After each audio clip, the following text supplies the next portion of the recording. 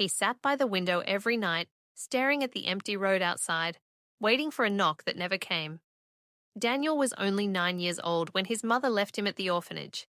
The building smelled of old books and quiet sadness. Children's voices echoed in the halls, but that day, everything felt silent to him.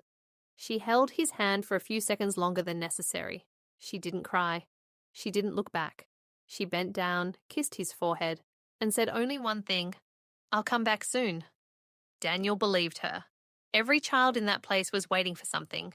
Some waited for new parents, some waited for visits, some waited for hope. But Daniel waited only for her. Every night before sleeping, he cleaned the small dusty window near his bed. He made sure it was clear, so if his mother came, he would see her first. He imagined her standing outside, smiling, waving at him, proud that he waited. Days turned into weeks. Weeks turned into months. Children around him slowly disappeared. One by one, their beds became empty. They left with new families, carrying bags full of clothes and hearts full of excitement. Daniel stayed. Every goodbye hurt, but he told himself, "My mother will come before it's my turn." Years passed. The orphanage walls looked older, and so did he. When Daniel turned 16, the caretaker sat beside him one evening and asked gently, "Why don't you stop waiting?" Daniel smiled, not sadly but softly, and he said, "Because promises don't expire." That night the rain was heavy. Wind pushed against the windows, and thunder filled the sky. The power went out, and the halls fell into darkness. Daniel sat by the window again, listening to the rain, holding on to hope like a fragile thread. Then suddenly, there was a knock. His heart froze. For a moment he couldn't breathe. His hands trembled as he stood up. Every step toward the door felt unreal. His mind screamed, "She's here." She came back. He opened the door. But it wasn't his mother.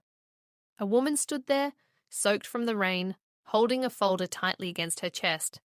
Her voice was gentle, almost afraid. "Are you Daniel?" she asked. He nodded. She stepped inside and told him the truth. His mother had passed away years ago. The day she left him at the orphanage, she was already sick. She knew she wouldn't live long. She didn't want her son to grow up watching her suffer, watching her fade away. She believed leaving him there was the only way to give him a chance at life. Inside the folder was a letter. Daniel sat down slowly and opened it with shaking hands. "My son," it read, "if you are reading this, it means I couldn't come back. Leaving you was the hardest thing I ever did. Not a single night passed when I didn't think of you. I loved you more than my life, and I still do." Daniel didn't cry loudly. Tears rolled down his face in silence as he folded the letter and held it close to his chest.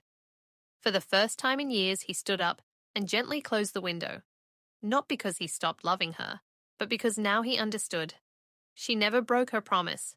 She kept it in the only way she could. Sometimes people don't leave because they stop loving you.